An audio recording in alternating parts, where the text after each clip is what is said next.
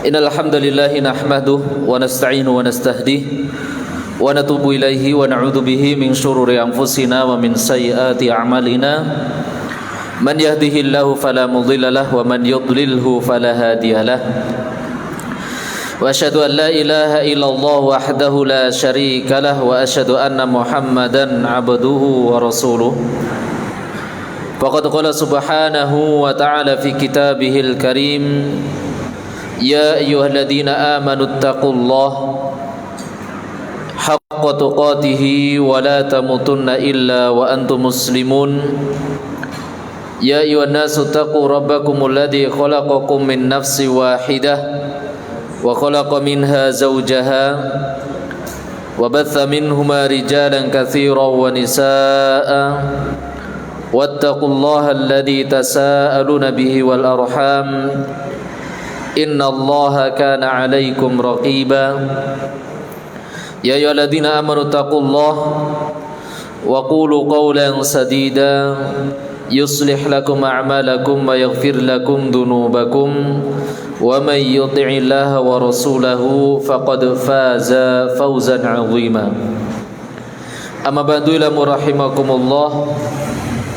Fa inna asdaqal hadits wa ahsanal kalami kalamullahi ta'ala wa khairal hadi hadi Muhammadin sallallahu alaihi wasallam wa syarrul umuri muhdatsatuha fa inna kulla bid'atin dhalalah. Ma'asyiral muslimin wal muslimat, a'azani Allahukum jami'an. Bapak-bapak dan ibu-ibu jamaah Majlis Ta'lim Masjid Asy-Syuhada Sukoharjo rahimani wa rahimakumullah. Alhamdulillah, kita memuji dan bersyukur kepada Allah Subhanahu wa taala atas segala limpahan rahmah, inayah, qudrah dari Allah Subhanahu wa taala, sehingga pada kesempatan yang berbahagia ini, di tempat yang mulia ini, Allah Subhanahu wa taala mengumpulkan kita di dalam salah satu majlis di antara majlis-majlis ilmu, di dalam salah satu taman di antara taman-taman surga, dengan harapan amalan kita diterima dan diridhai oleh Allah Subhanahu wa taala dan diangkatnya derajat kita di sisinya. Karena orang yang menuntut ilmu dengan mengikhlaskan niat, Allah Subhanahu wa taala menjanjikan narfa'u darajati man nasya' yarfa'illahu ladina amanu minkum walladina utul ilma darajat. Salawat serta salam mudah-mudahan selalu kita haturkan kepada qudwah hasanah kita, suri tauladan kita semuanya, Nabiur Rahmah, Nabi Muhammad sallallahu alaihi wasallam, beserta keluarganya, para istrinya, para sahabatnya tanpa terkecuali, dan tidak lupa juga para pengikutnya senantiasa setia di atas jalan kebenaran hingga yaumul qiyamah kelak. Kita berdoa dan memohon kepada Allah Subhanahu wa taala agar kita semuanya termasuk hamba-hamba yang selalu setia terhadap sunnah dan petunjuk beliau, dan selalu menghindari setiap apa yang Rasulullah SAW larang untuk kita semuanya, sehingga di yaumul qiyamah kita bisa berkumpul dengan Rasulullah SAW. Karena itulah makom yang kita cita-citakan semuanya. Para jamaah azani Allah wa yakum jami'an, kita akan memasuki bab di akhir-akhir dari buku ini, pembahasan buku ini, yaitu buku Panduan Tajwid Metode Asy-Syafi'i. Dan kita sudah 2 kali pertemuan membahas tentang muqaddimah masalah al-waqfu wal ibtida', yaitu pertemuan yang lalu atau pekan yang lalu. Kemudian pekan sebelumnya kita sudah memberikan 2 kali muqaddimah tentang al-waqfu wal ibtida'. Muqaddimah yang pertama, kita sedikit menyinggung tentang ahammiyatu, yaitu pentingnya kita mempelajari dan mengenal tentang al-waqfu wal ibtida'. Kemudian pertemuan yang lalu kita sedikit mengenalkan sedikit bagian tentang al-waqfu wal ibtida'. Tentunya kalau kita ringkas dari 2 pertemuan ini dan kita memahami dari muqaddimah atau muqaddimatain, atau muqaddimatan, yaitu 2 kali muqaddimah yang sudah kita sampaikan. Selayaknya bagi kita semuanya benar-benar memperhatikan, mengetahui, mengilmui tentang masalah al-waqfu wal ibtida. Karena sudah kita sampaikan bahwasanya kalau kita mengerti makharij, kita mengerti sifat, kita mengerti ahkam, mungkin dari sisi makna kata per kata, ayat per ayat, atau kalimat per kalimat di dalam ayat Al-Quran, dari sisi makna letterleknya tidak merubah. Karena dulu sudah kita singgung, salah makharijul huruf bisa merubah makna, salah sifatul huruf bisa merubah makna, salah tentang hukum-hukum di dalam Al-Quran bisa merubah makna. Para jamaah azaniyallahu jami'an, mungkin kalau kita selamat dari poin tadi, makharij, sifat, kemudian hukum-hukum yang berkaitan tentang tajwid, mungkin dari konteks kalimat per kalimat atau kata per kata di dalam ayat Al-Quran tidak merubah makna. Contoh kalimat antara summun dengan summun. Nah, di sini titik perbedaan yang merubah di sini adalah cuma bab masalah sifatul huruf, huruf shad dengan huruf sin. Antara huruf shad dengan huruf sin, kalau kita paham mengetahui tentang sifatnya, di sini dari sisi makharij sama, antara sin dengan shad sama. Akan tetapi dari sisi sifat berbeda. Maka summun dengan summun maknanya berbeda. Contoh firman Allah, summum bukmun umyun fahum la yarji'un, atau di dalam ayat lain la yaqilun. Maka kalau kita selamat antara summun dengan summun, mampu membedakannya dari sisi bab sifat, insyaallah kata kalimat summun artinya mungkin kita selamat. Demikian juga ketika kita mempelajari tentang hukum-hukum di dalam Al-Quran. Dari hukum, contoh kemarin tasdid, lupa tasdid saja bisa merubah makna. Contoh illa sama ila tentunya berbeda. Ini dari sisi hukum. Dari sisi makharij pun juga begitu. Akan tetapi di sana ada menanti bab yang sangat penting. Ketika kita menyelamatkan arti perkata di dalam Al-Quran, arti per kalimat di dalam Al-Quran, akan tetapi di dalam menyambungkan, menyempurnakan kata-kata yang kita rangkai di dalam ayat tersebut, kita tidak memahaminya, maka akan berubah sangat jauh di dalam masalah penyempurnaan ayat. Maka bab ini dibahas di dalam masalah al-waqfu wal ibtida, masalah bab waqaf dan al-ibtida. Demikian juga apa yang dikatakan oleh Al-Imam Ibnu Jazari rahimahullah ta'ala di dalam mandhumahnya. Beliau mengatakan, wa ba'da tajwidika lil hurufi la budda min ma'rifatil wuqufi wal ibtida.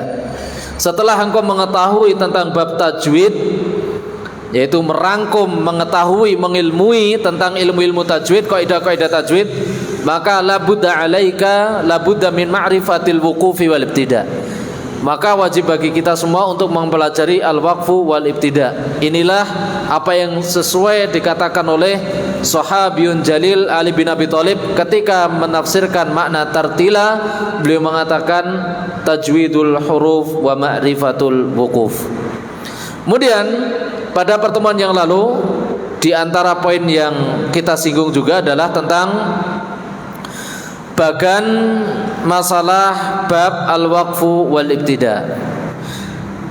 Pada pertemuan yang lalu kita sudah tuliskan bahwasanya secara dzat di dalam masalah bab al-waqfu, secara dzatnya al-waqaf dibagi menjadi berapa, Pak? Diiling-iling lagi. Dibagi menjadi berapa, Pak? Secara dzat masalah waqaf ada berapa? Ada yang ngomong 9, ada yang ngomong 7, ada yang batin, ada yang nggak paham, ada yang lupa. Ada berapa? Ada 4. Yang pertama apa, Pak? Yaitu wakaf yang disebut juga wakaf apa? Ikhtibari.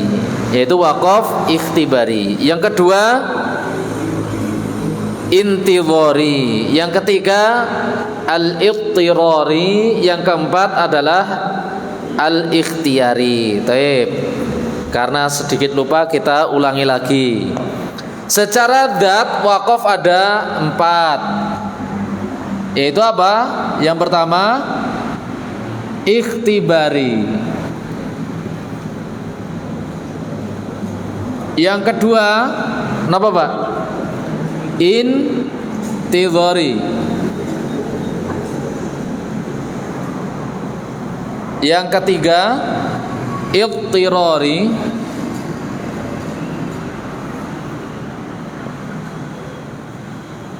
Yang keempat ikhtiyari. Nah, ini yang kita bahas penulisan bagan kemarin. Adapun ikhtiyari yang tertulis di buku tersebut ada 4. Apa yang pertama Pak? Yaitu wakaf tam. Yang kedua wakaf kafi. Yang ketiga wakaf hasan. Yang keempat wakaf qabih. Nah, ini yang sudah kita tuliskan. Ini pembagian ikhtiyari yang ditulis di buku tersebut. Ikhtiyari ada 4: tam, kafi, hasan, qabih. Nah, kok ini nggak ditulis Ustadz? Kok nggak dibahas di buku tersebut? Apa itu ikhbari? Apa itu intidhari? Apa itu ittirari? Nggak ditulis. Karena sebenarnya 3 poin ini tidak terlalu konsumtif. Tidak terlalu apa? Tidak terlalu konsumtif. Maksudnya tidak mempelajarinya pun tidak mengapa. Kenapa? Karena ikhtibari itu wakaf yang hanya digunakan ketika contoh dalam kondisi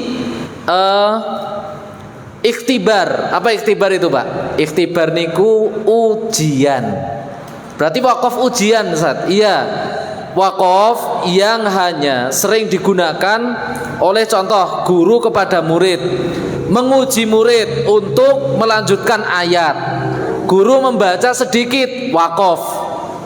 Jadi guru membaca sedikit, wakaf. Kemudian murid disuruh meneruskan. Nah, ini bab di dalam masalah apa? Wakaf ikhtibari. Apa tadi ikhtibari yang dimaksud Pak? Ikhtibari Pak, yaitu ikhtibar berasal dari kata ikhtibar atau imtihan atau apa? Ujian. Nah, Bapak sekalian, kalau pengen praktek tentang wakaf ikhtibari, silahkan Pak, berpasang-pasangan saling ngetes, nggak apa-apa. Lek, lanjutkan ayat ini Lek. Atau pulang ke tetangga, Lek lanjut nih ayat ini. Lagi ngapa kok kon lanjut nih? Kan belajar wakaf ikhtibari. Opo?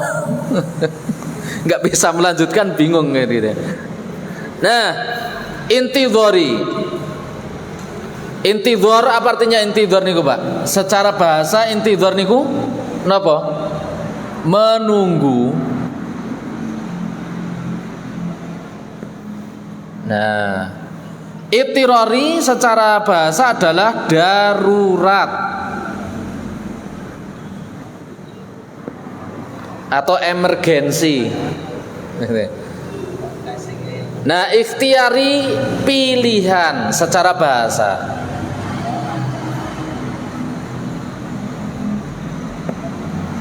Taib. Nah, taib. Itu yang kita bahas pada pertemuan yang lalu.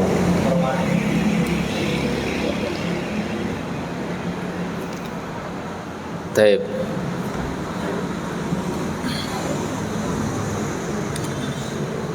Ikhtibar, ya contoh tadi ujian. Jadi sering Pak, kalau kita di pondok pesantren atau santri-santri kita, kalau pengen, atau seorang muallim, seorang guru pengen melihat kemampuan santri, di antara salah satunya adalah dengan diadakannya ikhtibar atau imtihan, ngecek, ngetes kemampuan santri tersebut mungkin atau tidak. Maka diadakannya ikhtibar. Maka di situ kita diperbolehkan karena maslahat. Wakaf seorang guru berhenti di ayat yang terkadang itu tidak bermakna. Kan pada pertemuan yang lalu sudah kita jelaskan, di antara tujuan kita mempelajari wakaf dan ibtidak adalah menyelamatkan dan menyempurnakan makna Al-Quran itu. Nah, di sana ada jenis ikhtibar, yaitu ujian. Nah, maka ini diperbolehkan. Karena apa? Untuk kemaslahatan nguji santri. Jadi berhenti. Contoh, ya ayyuha atau ya ayyuhalladzina amanu. Enggak masuk makna yang apa? Enggak pasti. Wahai orang-orang yang beriman. Mana yang beriman yang dimaksud? Ayat mana gitu. Dulu kita pernah diuji seperti itu, Pak. Pengalaman dulu juga seperti itu. Untuk mengetes kemungkinan kita, terkadang guru atau masyaikh menguji kita dengan kalimat, sebutkan ya ayyuhalladzina amanu di surat ini ada berapa kali dan urutkan. Oh, Pak. Yakin Pak bisa Pak? Mending mulai San. Dulu kita seperti itu Pak. Contoh, sebutkan ya ayyuhalladzina amanu di Al-Baqarah, Ali Imran, An-Nisa. Sebutkan dan urutkan. Ya ayu, ya ayu, ya ayu, ya ayu, ya ayu, ya ayu, dan atau walakot terkadang. Walakot yang mana gitu. Walakot, kita berhenti di kalimat walakot. Apa artinya walakot? Sungguh. Sungguh apa? Nah, ini kan makna tidak sempurna, tidak jelas. Nah, ini untuk kemungkinan santri, kemungkinan apa? Murid-murid dan sebagainya. Ini untuk maslahat.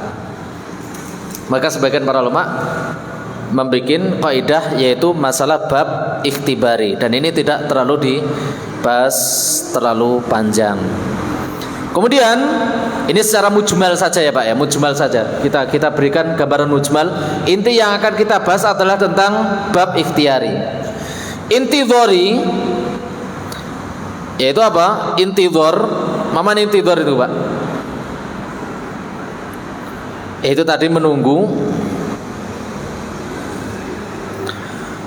Yang dimaksud adalah contoh kejadian saja Pak. Contoh kejadian, apabila seorang diberikan fadilah oleh Allah Subhanahu wa taala mempelajari macam-macam qiraah. Mempelajari apa Pak tadi? Macam-macam qiraah. Karena qiraah yang paling masyhur ada berapa Pak? Ada 7 jenis qiraah bacaan Al-Quran. Tapi yang lebih aula lagi ada 10 periwayatan, 10 jenis bacaan periwayatan Al-Quran, 10. Atau lebih banyak lagi ditambah 14. Ada jenis qiraah syaddah 4. Yang nggak paham, yang belum paham mungkin ya mumet juga, tapi nggak usah perlu dibahas karena ini bagi yang mempelajari saja, bagi yang mempelajari Pak. Maka di sana ada ijazah, ada sanad, ada namanya ijazah, ada sanad. Contoh ijazah sanad qiraah Hafiz, contoh ijazah sanad qiraah Warash, qiraah Ibnu Katsir, qiraah Syu'bah, qiraah Syatibiyah, dan lain sebagainya. Maka di sini seorang qari, seorang yang membaca, ketika menyetorkan bacaannya atau sedang memberikan pelajaran kepada para muridnya. Nah, terkadang di sini berganti-ganti qiraah menunggu, berhenti dan menunggu, gantian jenis qiraah yang lain. Saya kasih permisalan. Contoh firman Allah Subhanahu wa taala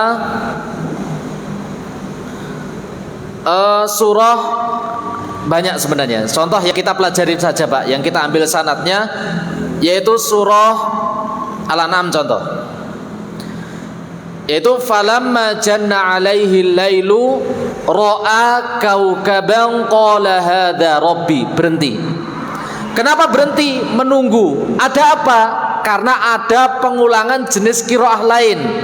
Contoh qiraah Syu'bah, ra'a dibaca imalah. Jadi berhenti. Falamma janna alaihi lailu ra'a kaukaban qala hadza rabbi. Berhenti. Atau ra'a kaukaban. Berhenti di kalimat ra'a kaukaban. Falamma janna alaihi lailu ra'a kaukaban. Berhenti. Kenapa berhenti? Ada sebab. Kenapa sebabnya? Pengen mengulangi dengan jenis qiraah lain. Apa qiraah lainnya? Riwayat Syu'bah. Contoh, falamma janna alaihi lailu ra'a kaukaban. Dibaca yang pertama dibaca apa tadi? Ra'a.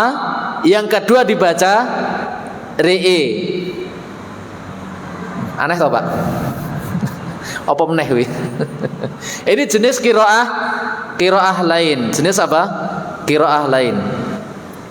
Contoh mim buyutikum dibaca mim biyutikum. La'allakum tadzakarun dibaca la'allakum tadzakarun dan lain sebagainya. Kenapa sebabnya? Karena ada jenis qiraah lain yang menunggu. Tapi ini tidak boleh dilakukan ketika menjadi imam sholat. Boleh dilakukan ketika setoran, ketika simaan atau ikhtibar untuk ngetes. Itu jenis apa tadi? Intidhari, menunggu. Kemudian yang ketiga yaitu jenis al-ittirari. Apa itu? Darurat.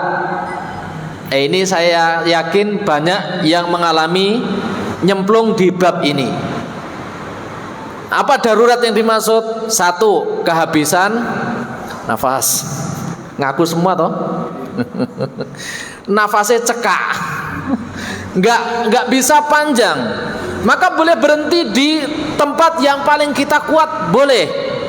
Dengan catatan apa? Paham tentang kesempurnaan makna.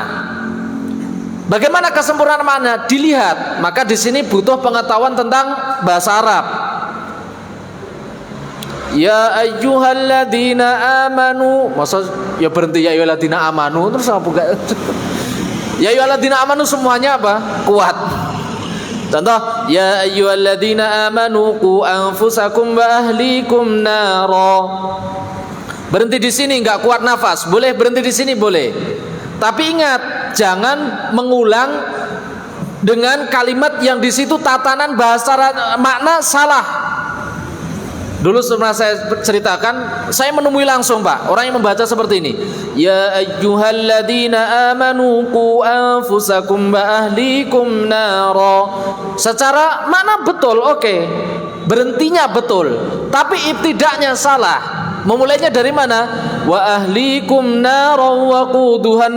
Secara makna rusak, ini fatal. Kenapa? Yang pertama artinya wahai orang-orang yang beriman, jagalah dirimu dan keluargamu dari api neraka. Arti yang kedua, wawunya dijadikan wawu ibtidak, sehingga artinya apa? Ketahuilah bahwasanya keluarga kalian penduduk api neraka. Kan maknanya apa? Fatal. Maka mengulangnya dari minimal, dari qu anfusakum wa ahlikum nara wa quduhan nas wal hijarah. Jadi ya ayyuhalladzina amanu qu anfusakum wa ahlikum nara. Qu anfusakum wa ahlikum nara wa quduhan nas wal hijarah. Nah, itu boleh. Nah, waqaf yang ittirari ini butuh kehati-hatian. Butuh kehati-hatian. Jadi jangan sembarang berhenti beralasan darurat sehingga memulainya merusak. makna, tapi berhenti dan sempurnakan makna dari ayat tersebut. Qul ara'aitum in ahlakani Allahu wa man ma'i. Ini juga salah. Wa man ma'iya aw rahimana. Jangan berhenti di kalimat wa man ma'i. Apa artinya, Pak? Qul ara'aitum in ahlakani Allahu wa man ma'i. Tidaklah kalian tahu, mudah-mudahan Allah Subhanahu wa taala membinasakan saya dan orang yang bermakmum kepada saya. Jadi apa? Berdoa semasjid, imam dan makmum mudah-mudahan dibinasakan Allah Subhanahu wa taala. Itu fatal akibatnya. Maka butuh kehati-hatian. Baik. Itu penjelasan secara mujmal apa itu ikhtibari, apa itu intidhari, apa itu ittirari. Kita masuk di bab ikhtiari. Lihat di buku. Jeda, minum dulu.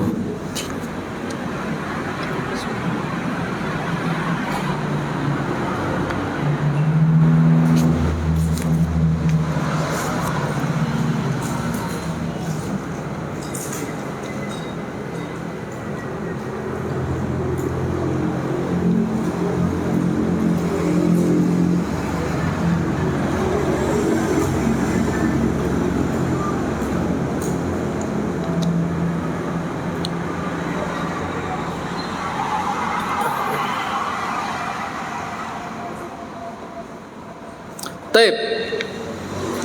Waqaf ikhtiari. Waqaf ini dinamakan, kenapa disebut dengan waqaf ikhtiari? Karena waqaf ini terjadi murni berasal dari kesengajaan dan keinginan seorang pembaca Al-Quran yang bersifat pilihan sendiri. Maksudnya dia bisa menjadikan waqaf tersebut yang dia berhentikan, bisa statusnya bisa tam, bisa kafi, bisa hasan, bisa qabih. Bisa apa? Bisa qabih. Tam di situ artinya apa, Pak? Artinya sempurna. Maksudnya apa? Sempurna dari sisi makna, sempurna. Kemudian kafi artinya apa? Cukup sempurna. Kemudian hasan artinya baik. Istilahnya tidak ada muskilah di situ ketika kita berhenti di tiga pokok ini antara tam, kafi, hasan, berhenti nanti di bab masalah ini tidak mengapa.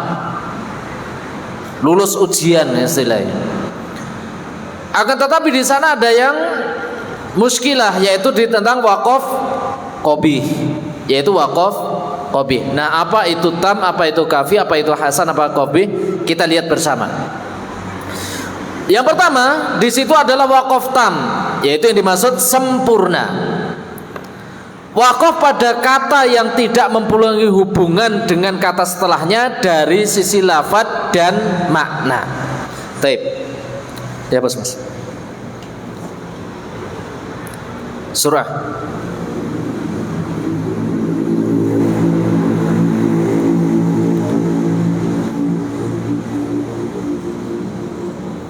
Taib. Kita bahas dulu yang pertama, yaitu tam, yaitu waqaf tam atau sempurna. Taib. Maksud sempurna di sini adalah kita berhenti di situ sempurna dari sisi makna, dari sisi makna dan dari sisi makna dan lafadz. Kenapa, Pak? Karena waqaf ini, lihat kita baca di situ, waqaf pada kata yang tidak memiliki hubungan sama sekali dengan kata setelahnya dari sisi lafadz dan makna. Jadi waqaf ini dari sisi lafadz, dari sisi makna tidak ada hubungan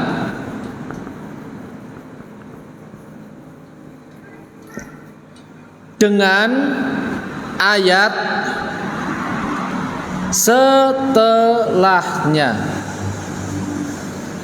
Taib. Ini yang dimaksud tam, sempurna. Jadi kenapa sempurna berhenti di situ? Maknanya ngepas. Kenapa? Karena dari sisi lafadz, dari sisi makna tidak ada hubungan sama sekali dengan ayat setelahnya. Yaitu dengan ayat setelahnya tidak mempunyai hubungan baik dari sisi kerabat, sanak, famili, saudara. Yaitu apa? Lafadz dan makna berhenti di situ, nggak ada. Sehingga kalau tidak ada hubungan dari sisi makna, dari sisi lafadz, kita berhenti di ayat tersebut sudah cukup sempurna. Sudah apa? Sempurna. Kita lihat ketika kita membaca surah Al-Baqarah ayat yang kelima, atau kita menjadi imam membaca surah Al-Baqarah 1 sampai 5.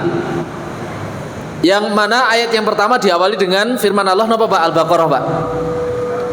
Nah, alhamdulillah hafal semua. Kenapa? Karena ketika buka Al-Qur'an yang langsung dilihat itu Ustaz, Alif Lam Mim gitu. Jadi hafal semua. Alif Lam Mim. Dzalikal kitabu la raiba fihi hudal lil muttaqin. Terus apa Pak? Alladzina yu'minuna bil ghaibi wa yuqimuna sholata wa mimma razaqnahum yunfiqun. Terus napa? Walladzina yu'minuna bima unzila ilaika wa ma unzila min qablika wa bil akhirati hum yuqinun. Terus ulaika ala hudam mir rabbihim wa ulaika humul muflihun. Berhenti di sini, tek, titik. Kemudian kita melanjutkan dengan takbir Allahu Akbar. Maknanya dari sisi lafadz dan makna sempurna.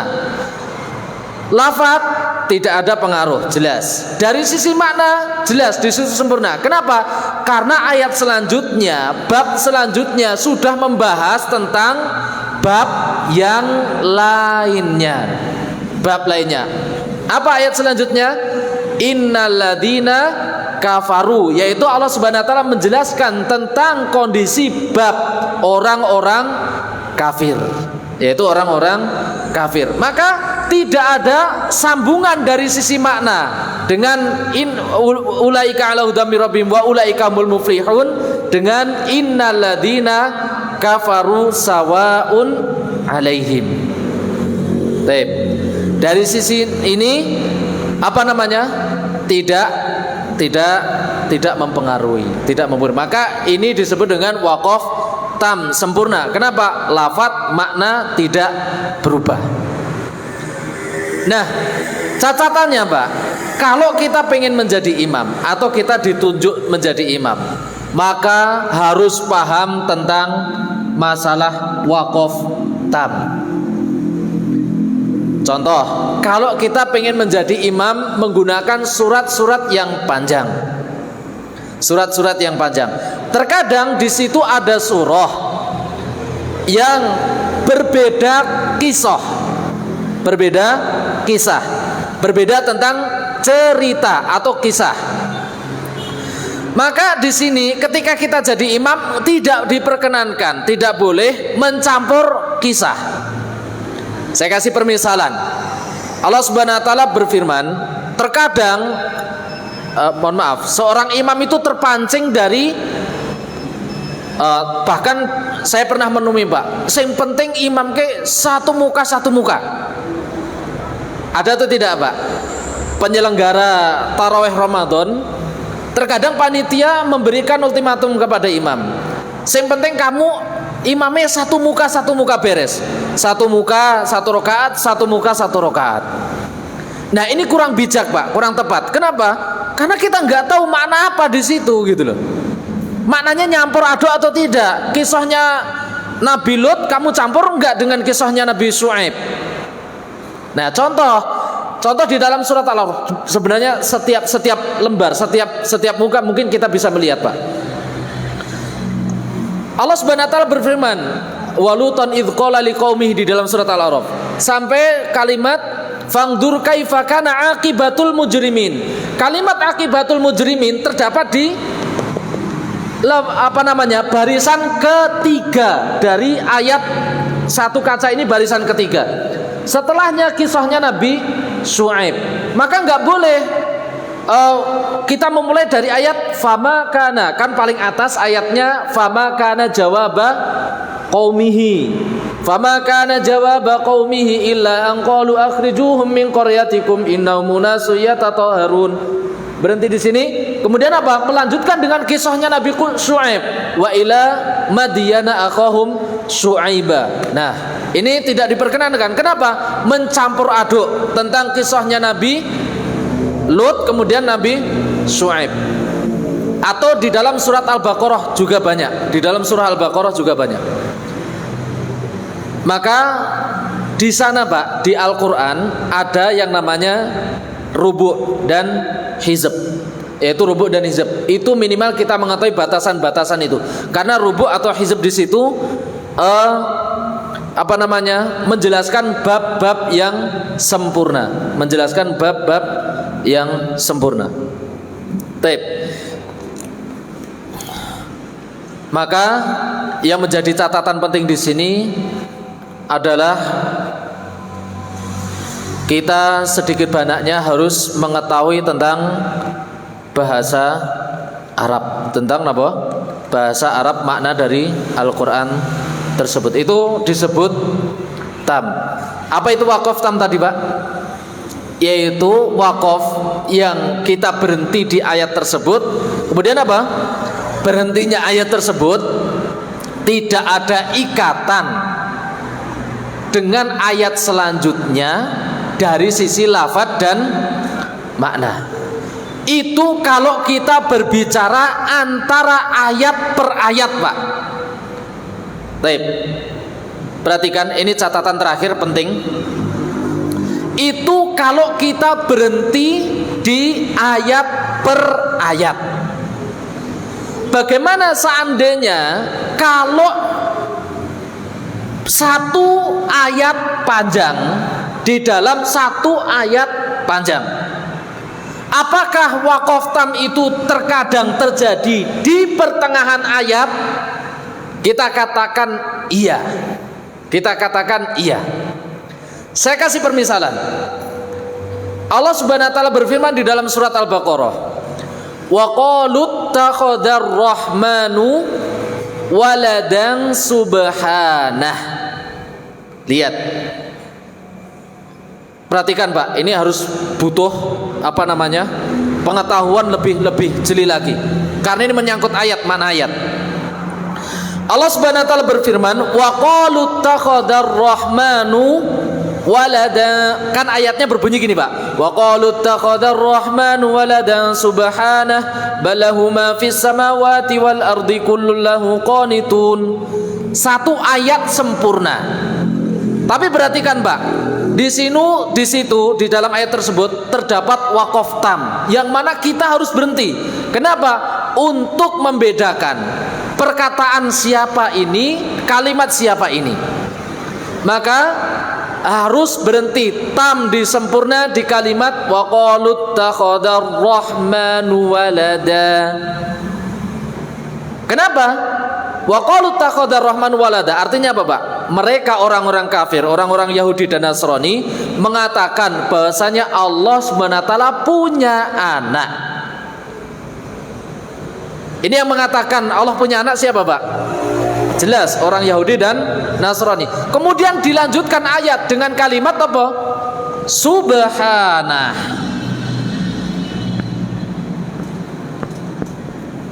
Apa artinya subhanah, Pak?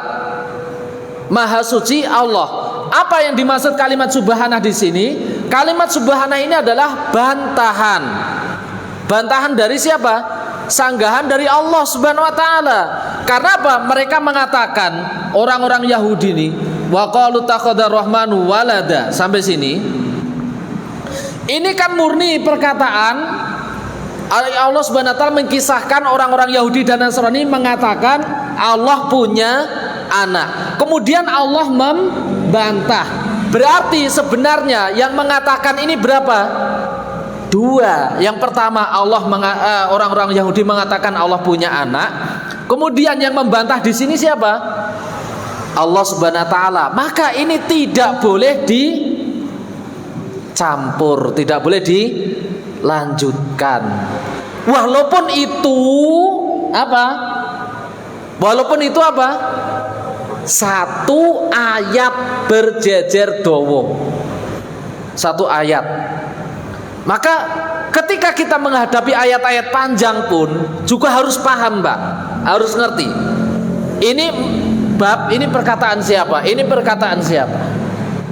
Nah, nanti dibahas di bab masalah maqulul qaul. Sudah adzan Pak Bambang? Sudah. Wallahu taala alam bisawab. Sampai di sini. Subhanakallahumma rabbana wa bihamdika asyhadu an la ilaha illa anta astaghfiruka wa atubu ilaik. Assalamualaikum warahmatullahi wabarakatuh.